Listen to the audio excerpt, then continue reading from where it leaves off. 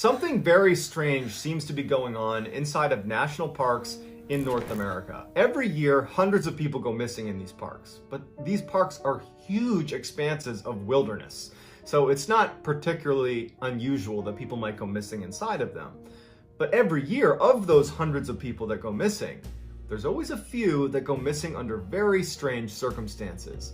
Either the way in which they disappeared doesn't really add up. Someone will be watching or keeping an eye on someone, they'll turn around and then turn back and that person's missing and there's not a trace of them and they're never found again. Or you'll have instances of someone will go missing, there'll be an extensive search, there's no trace of them, and then they're found like miles and miles away in locations that are almost impossible to get to. Now, one man, David Paulides, who's a former police detective, he began researching these very strange disappearances inside of national parks. It started when a park ranger actually approached him and said, hey, there's a bunch of weird things happening in state parks. You should look into it because you're a former detective. And so after looking into it, he discovered that there were so many oddities around many of these strange disappearances.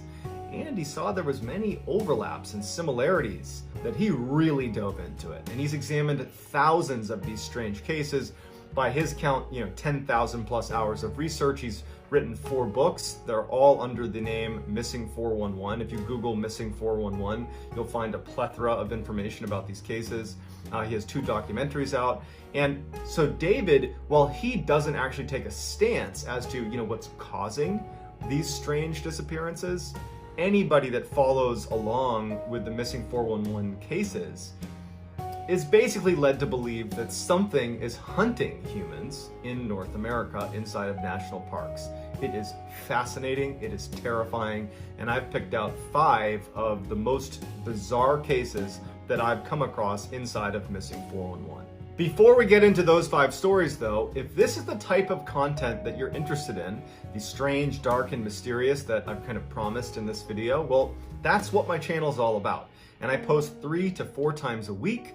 And so if that's your style and you like that type of content, if you could, please gently lambast the like button and then please turn on all notifications so you don't miss any of my weekly uploads. All right, let's get into the stories. On Father's Day weekend, 1969, 6-year-old Dennis Martin, his brother, his father, and his grandfather headed up to the Smoky Mountains to go camping. This was a family tradition on Father's Day, and they were really excited about it. They get to the same campsite they always used, they set up, they have a wonderful first night, they camp out, and the next day, another camper in the area happened to walk by and saw that Dennis and his brother were playing there. And so this camper had kids as well, and he asked Dennis's father, hey, would it be okay if I brought my kids by? They're the same age as your sons, and they can just play together. Dennis's father says, sure, bring them down. And so the man goes, gets his kids, they come back, and before long, all the kids are playing hide and seek. Now, Dennis's father would say that he had an eye on Dennis the whole time. He was just at a distance, but watching his son to make sure he didn't get lost. And so at one point, all the kids are hiding from the parents. And, at some point, the parents say, okay, show yourselves. And all the kids, except for Dennis, show themselves. And Dennis's father has watched Dennis go behind a particular tree. He watched him do it. He was watching the whole time.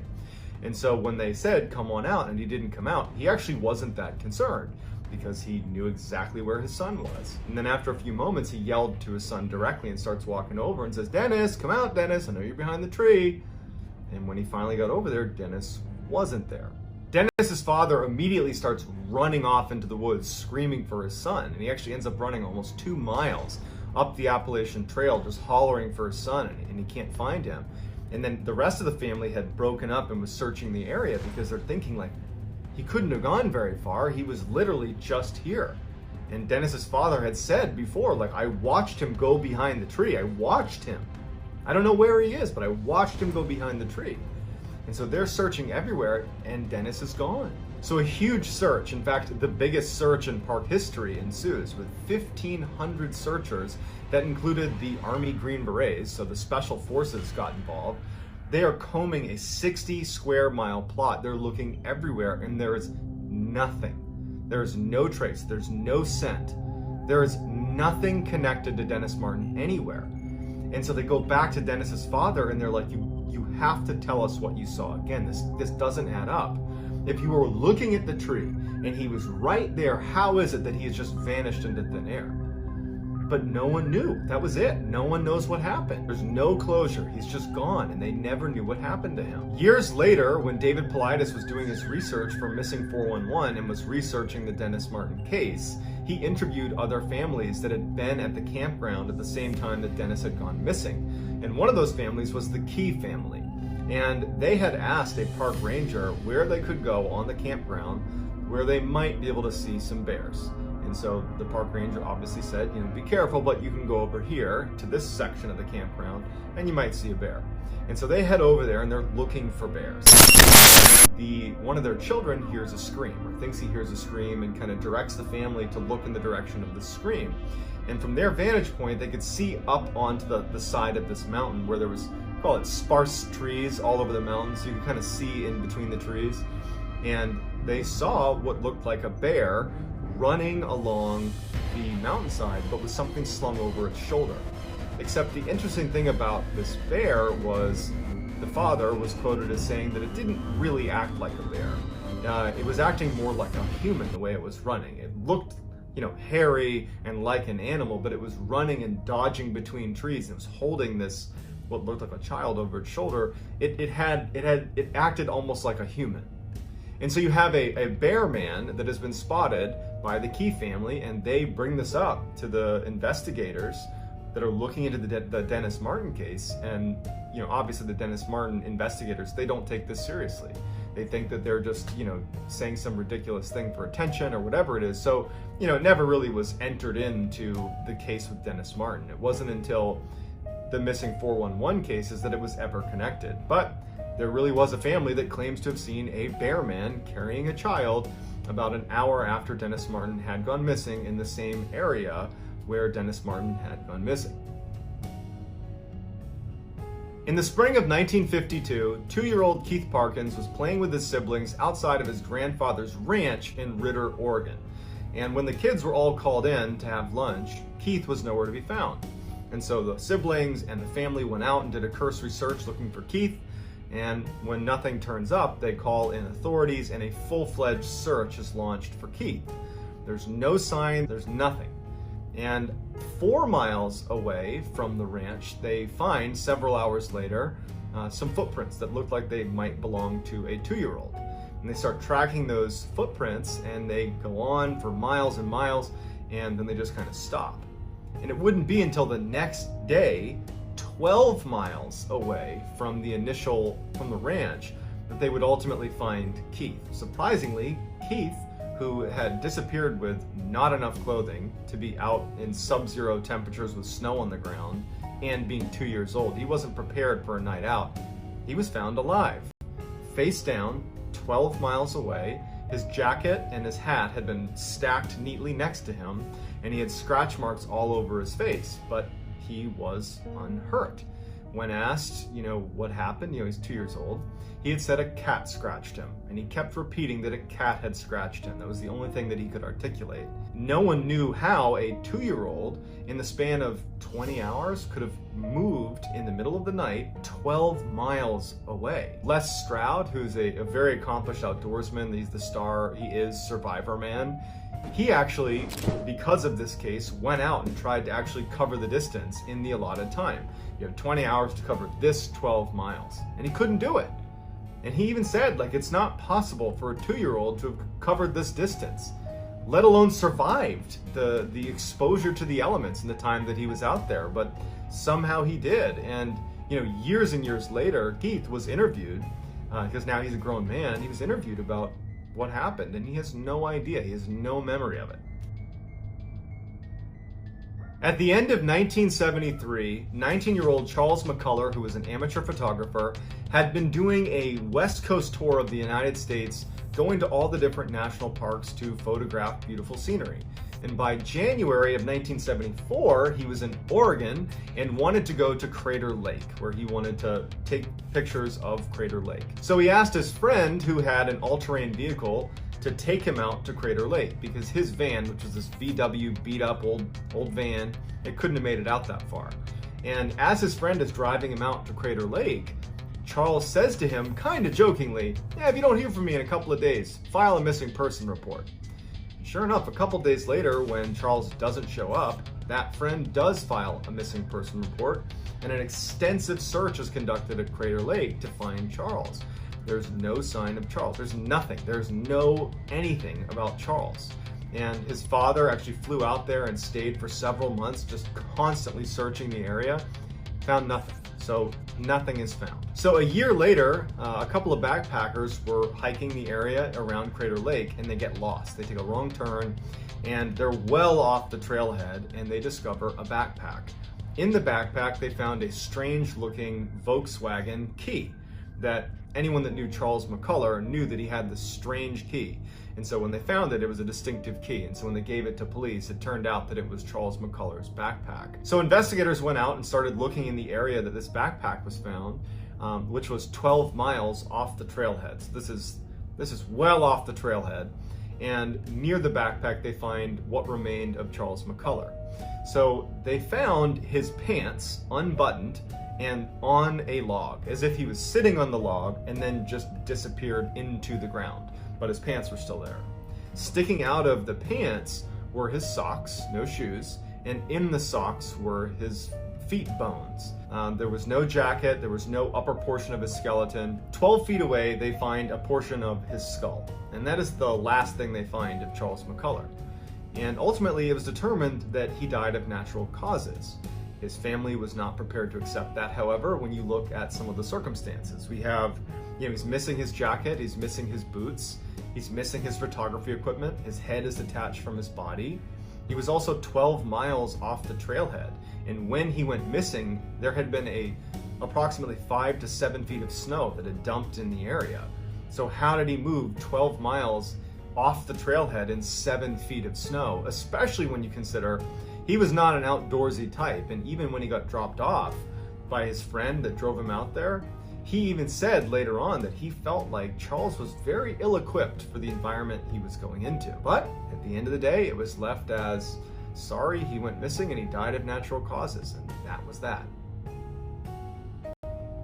Bart Schleyer was a famous outdoorsman and hunter. He was just one of those people that you could drop into any environment and he's not only going to survive, he's going to thrive. A testament to that would be he spent months in Siberia tracking and catching Siberian tigers. He was like a world-renowned tiger tracker. He's just like this super rugged, super competent outdoorsman. In September of 2004, Bart books a float plane to take him 175 miles north into the Yukon Territory in Canada for him to go hunt moose on his own for 3 weeks. He had all the right equipment, he was obviously extremely capable, and no one thought twice about it. When he got dropped off, he told the pilot, "Meet me back here in 3 weeks." And so off he went. The plane leaves and comes back 3 weeks later, and there's no Bart. Now the pilot knew Bart was like a god in the wilderness, and so he wasn't really concerned, but he went over to where he had been told his campsite would be, and he found the campsite. And it looked like someone was still living there. It didn't look like it had been destroyed at all. And then near his campsite, he found a dry bag, which looked like it had an indent on it where someone might have been sitting on it up against a tree. And then next to the tree was his bow and some arrows. And it looked like an area where a hunter might have been sitting to call in moose, but there was no Bart. Near the dry bag and the bow and arrow, they found Bart's teeth and a couple of shards of bone. Initially, the thought is, well, a large predator must have snuck up on Bart and eaten him. Except there's a couple of huge problems with that theory. One, Bart, his friends at least would say, and people that knew him would say, he would never get snuck up on by a large predator. He was so accomplished in the wilderness. Like, he was always a step ahead of everything around him. So the idea that he would just be sitting there one day and a bear would just happen to sneak up on him is pretty far-fetched. Also, in the area where his teeth and some of his bones were found, there was no sign of what they call a death struggle, where you're fighting for your life, you're smashing into everything. There's none of that. There's no marking on the ground or in the surrounding areas that a large predator had attacked him. Also, his camp had food out in the open.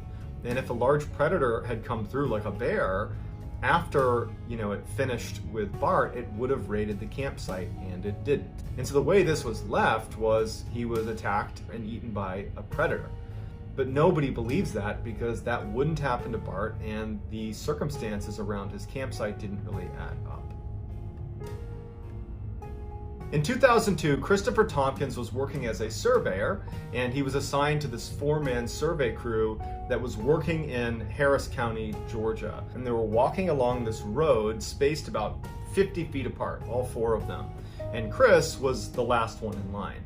And the third one in line would later tell investigators and police that as they were walking along the road, he would periodically turn around to just, for a quick second, make sure Chris was still there. And as they're walking along with no sound or any indication that anything's happened, he turned around, saw Chris, kept walking. A few minutes later, turned around, and Chris is gone. The third guy hails the other 2, and they go, and they're like, where did Chris go?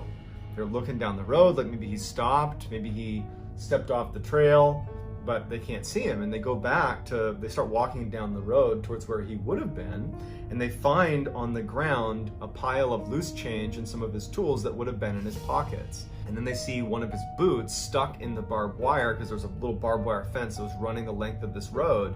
One of his boots was stuck in the barbed wire, and there was nothing else. They search the area, they're looking everywhere, there's no sign of him, and it didn't make any sense to the people in this survey crew, especially the guy who was third in line, who was like, I literally saw him a minute ago, and there's no way he could have gotten away without me hearing or seeing some indication of where he was. But there was no sign of him, and he was gone. So after this huge investigation, they don't find any sign of him, and that's it. They're just like, yeah, he's gone.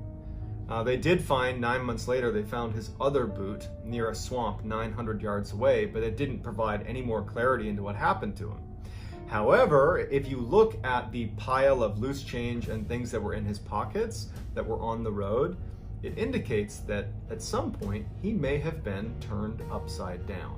And if you think about the entirety of all of these strange stories, where the idea being someone could be hunting humans, just picture in your head Chris Tompkins walking along and something flipping him upside down, dumping the contents out, and then being gone in a matter of a minute where no one can see where they went. These 5 stories are just a fraction of the literal thousands of others that are covered in the Missing 411 series. And while many people believe that all of the cases in Missing 411 and any others that ultimately are considered strange inside of these national parks have a rational explanation, even if we don't know what it is.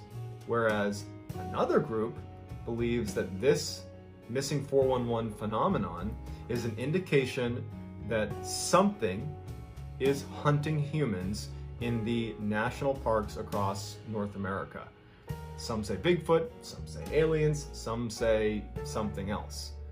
But paranormal is certainly the other camp in terms of trying to explain away what these strange disappearances are from or what's causing them. Whether or not we ever find a definitive conclusion remains to be seen, but I would love to hear what you think is going on inside of these strange cases of Missing 411, whether it's a rational explanation or maybe something paranormal or some other option. But I'd love to hear what you have to say in the comments. And that's going to do it, guys. If you enjoyed this, please, if you could, gently lambast the like button and turn on all post notifications so you don't miss any of my 3 to 4 weekly uploads every week.